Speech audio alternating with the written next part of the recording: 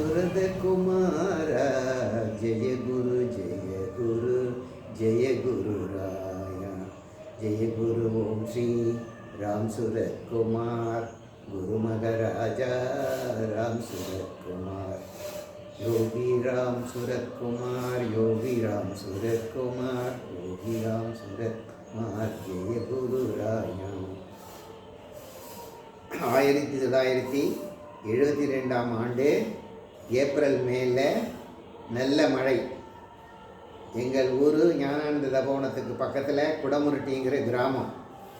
என் பேர் ஜெகநாதன். நான் தான் இப்போ பேசுகிறேன். அப்போது சாத்தனூர் டேமில் இருந்து தண்ணியை திடீர்னு திறந்து விட்டாங்க. அப்போது கடல் அலை மாதிரி பண்ணையாத்தில் 10 அடி உயரம் அலை.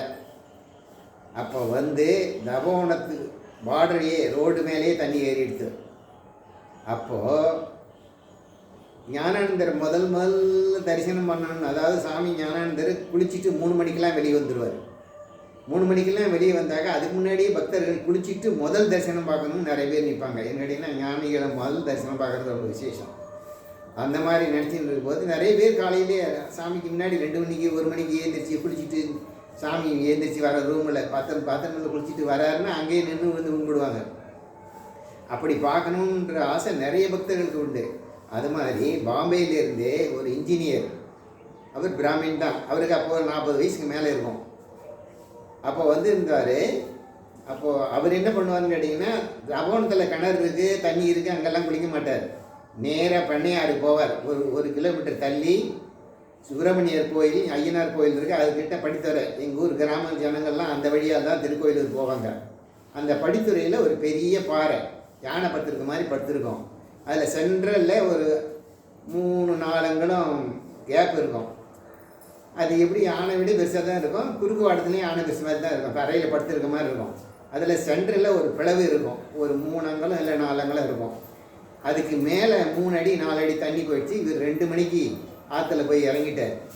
வழி தெரியாமல் இறங்கின உடனே அந்த 2 அங்குலம் பள்ளத்தில் அவர் கால் போய் மாட்டிக்கிச்சு. அப்போ அவர் போய் மாட்டுற போது அவருக்கு இடுப்பளவு தண்ணி போய் மாட்டிக்கிட்டு அவருக்கு எந்திரிக்கவும் முடியல. அது அந்த ஸ்பீடில் தண்ணியில் கால் போய் உள்ளே மாட்டிச்சுங்களா, எடுக்கவே முடியல. அவர் மாட்டுற போது 2:30 மணி இருக்கலாம். 2:30 மணி போனவர் எந்திரிச்சு வர முடியாத அங்கேயே மாட்டின்னு இருக்கார். கொஞ்சம் கொஞ்சமாக தண்ணி வடியுது. அப்போது 7 மணி போல் ஆகிடுது. எத்தனை மணிக்கு? 2:30 மணிக்கு போனவர் 7 மணி போல் ஆகிடுது. 7 மணி வரலாம் இன்ஜினியரை காணும். தபோவனத்தில் தேடின்னு இருக்கும்போது அப்போ யாரோ ஒரு ஆள் ஆற்று பக்கம் வந்தவங்க பண்ணையாரில் பாறைக்குள்ளே மாட்டின்னு இருக்காருன்னு சாமிக்கிட்ட போய் சொல்கிறாங்க. ஞானானந்தர் எப்பவும் தமாஷ் பண்ணுவார். அப்படியா, பாறைக்குள்ளே மாட்டிக்கிட்டாரா இன்ஜினியரு? அப்போ வெடி வச்சு உடச்சிட்டு அவர் காலை எடுத்துடலாமா அப்படின்னு கிண்டல் பண்ணிவிட்டு அவர் எழுந்திரிச்சு போயிட்டார். அப்போது நம்ம சாமி வருஷம் சம்மர் சீசனில் எங்கள் ஊருக்கு வந்திருப்பார். தபோவனத்தில் தான் ராத்திரி படுத்துப்பார். பகல் பூரா எங்கள் ஊர் வயல்வெளியில், கொல்லையில், ஆத்தங்கரையில், பெண்ணையாத்தங்கரையில் எல்லா இடமும் சுற்றி உக்காந்துருப்பார் பகலில். அந்த மாதிரி அங்கே சாமி காலையில் பேசிக்க போது ஞானானந்தர்கிட்ட பக்தர்கள் பேசி இந்த மாதிரி இன்ஜினியர் போய் ஆறில் மாட்டிக்கினாங்கன்னு சொன்ன உடனே சாமி என்ன பண்ணார், சிவராமகிருஷ்ண ஐயர்னு வட்டாட்சியர், சிவராமகிருஷ்ண ஐயர்னு பேர். அவரை கூப்பிட்டுன்னு, சிவராமகிருஷ்ண ஐயர் வாங்க, இந்த மாதிரி சாமியோட பக்தர் போய் ஆறில் மாட்டிக்கிட்டாராம், அவரை போய் என்ன பண்ணுறாங்கன்னு பார்க்கலாம் வாங்க அப்படின்னு அவரை கையை பிடிச்சி அங்கேருந்து ஞானானந்த தபோவனத்துலேருந்து 1 கிலோமீட்டர் தாசி தான் இருக்கும் தூரம். அவரை சிவராமகிருஷ்ண ஐயர் இட்டுன்னு வந்து அங்கே வந்தால் அதுக்குள்ளே தண்ணி கொஞ்சம் கொஞ்சமாக வடைஞ்சி பாறை தெரிய ஆரம்பிச்சிடுது. 7-7:30 மணி இருக்கும் சாமி வரபோது. பாறை மேலே தண்ணி வடிஞ்சு 2 பக்கமும் பாறை தனியாக தெரியுது. தண்ணி கீழே நல்ல ஸ்பீடு போகுது. டேம்லேயும் திறந்து கொடுத்தனால தண்ணி ஸ்பீடாக போகுது. கொஞ்சம் கொஞ்சமாக வடிஞ்சு இந்த 2 மணிக்கு 2:30 மணிக்கு மாட்டினவர் கொஞ்சம் கொஞ்சமாக வடிஞ்சு 7 மணிக்கு மேலே பார்க்குற போது பாறை நல்லா படுத்துட்டு இருக்கிறது தெரியுது. பாறையை விட்டுட்டு தண்ணி கீழே இறங்கிடுது. அப்போது சாமி போய் அவரை பார்த்துட்டு, சிவராமகிருஷ்ணர் டைம் நான் பார்த்துங்க அப்படின்றார். டைம் ஏதோ சொல்கிறார். 5 நிமிஷம் கழிச்சு சிவராமகிருஷ்ணர் இந்த பிச்சைக்காரருக்கு சொல்லணும் அப்படின்ட்டு பிரதட்சிணமாகவும் சுற்றி வந்துட்டு அப்பிரதட்சிணமாகவும் திரும்பி அவரை சுற்றி வராரு சாமி. சுற்றின்னு வந்தாருன்னா 5 நிமிஷம் கழிச்சு சிவராமகிருஷ்ணன் சொல்கிறார் 5 நிமிஷம் ஆயிடுது அப்படின்றார். 5 மினிட் போயிடுதுன்னு சொன்னோடனே பார்த்தா அதுக்குள்ளே இன்ஜினியருடைய கால் மேலே வந்துடுது. 2 மணி 3 மணிலேருந்து மாட்டிலேருந்து வருது. சாமி இந்த பக்கம் சுற்றி மாற்றி வந்த உடனே வந்துடுது.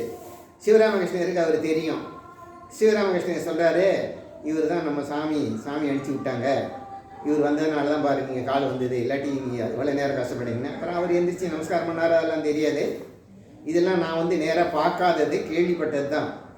அப்போ எனக்கு 24 வயசு இருக்கும். அப்போ கேள்விப்பட்டதுனால எல்லோரும் பாம்பே இன்ஜினியர் போய் பாறையில் மாட்டிக்கினாரு, யோகிராம் சிவகுமார் போய் தான் வெளியில் வந்தது காலம் பேசிக்கிறாங்க. சிவராமகிருஷ்ணர் அதில் தான் நம்ம சாமி கிட்ட, யோகிராம் சிவகுமார் கிட்ட பாறை வெடிச்சதுன்றாங்க. ஆமாம், பாறை வெடிச்சதுன்றாங்களே. பாடையெல்லாம் வெடிக்கவும் இல்லை, உடையும் இல்லை. சாமி தமாஷ் பண்ணார். யாரையாவது தேல் கொட்டிடுச்சுன்னா தேலை பிடிச்சின்னு வாங்க, அந்த தேல் ஏன் கொட்டிச்சின்னு கேட்போம்.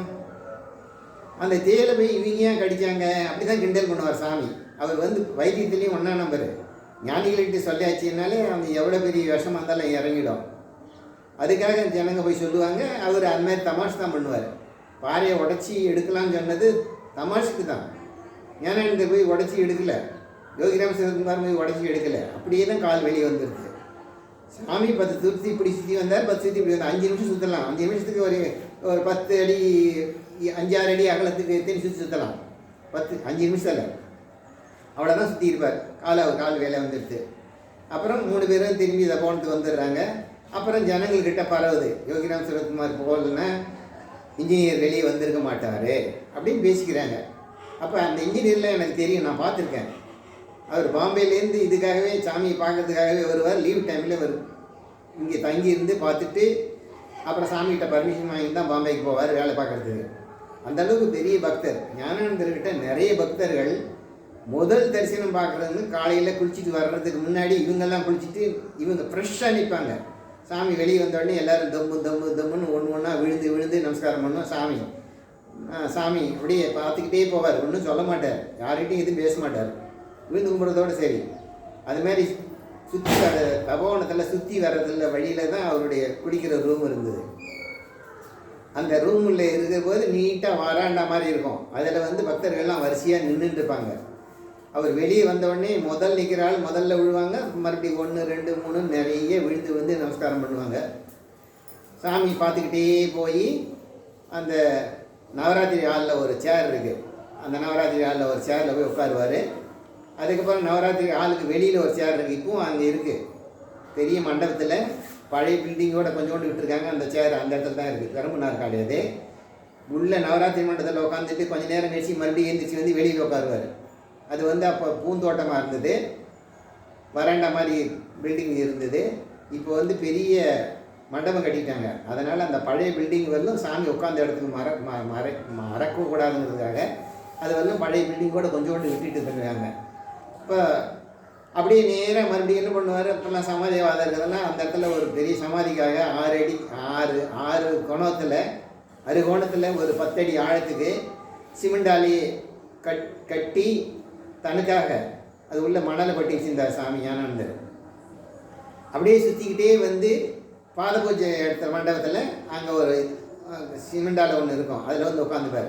அப்போ தான் எல்லாரும் மொத்த பேரும் உள்ள மண்டபத்தில் வந்துடுவாங்க. பாத பூஜை மண்டபத்தில் வந்துட்டு எல்லாரும் உட்காந்துக்குவாங்க. அப்போ வந்து சுப்பிரபாதம் முதல்ல ஞானானந்தர் வேலு சுப்பிரபாதம், அதுக்கப்புறம் வேணுகோபால் சுப்பிரபாதம், அப்புறம் வெங்கடாச்சலவி சுப்பிரபாதம் எல்லாம் படிப்பாங்க.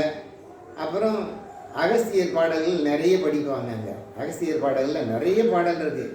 எங்கள் வீட்டுக்காரமாக அதெல்லாம் நல்ல மனப்பாடமாக பாடுவார். அகஸ்தியர் பாடலில் நிறைய பாடல் இருக்குது. அதில் நவரத்ன மாலைன்னு ஒரு பாட்டு இருக்குது. அதாவது மாதா ஜெய ஓம் லலிதாம்பிகையே, மாதா ஜெய ஓம் லலிதாம்பிகையேன்னு பாடு வருவாங்க. ஃபஸ்ட்டு பாடுவாங்க. அது ஆக்கும் தொழிலாக இங்கே அதில் வரும் நிறைய பாட்டு. எனக்கெல்லாம் பாட தெரியாதெல்லாம் நான் பாடியிருக்கேனே ஒழிய இப்போ எல்லாம் மனப்பாடம் கிடையாது. அதனால் எனக்கு அது தெரியறதுக்கு வாய்ப்பு இல்லை. அதை பாடுவாங்க. பாடி முடித்த உடனே காலையில் கணபதி ஹோமம் நடக்கும். கணபதி ஹோமம் முடிஞ்ச உடனே பாத பூஜை ஆரம்பிப்பாங்க. பாத பூஜை முடிஞ்ச உடனே வேணுகோபால் சன்னதிக்கு சாமி போய் நிற்பாங்க. கல்கண்டை போட்டு அபிஷேகம் பண்ண கங்கா ஜலம்லாம் அபிஷேகம் இருக்கனால அதை ஒரு சொம்பில் வெள்ளி சொம்பில் போட்டு ஒரு ஸ்பூனை போட்டு கொடுத்துருவாங்க.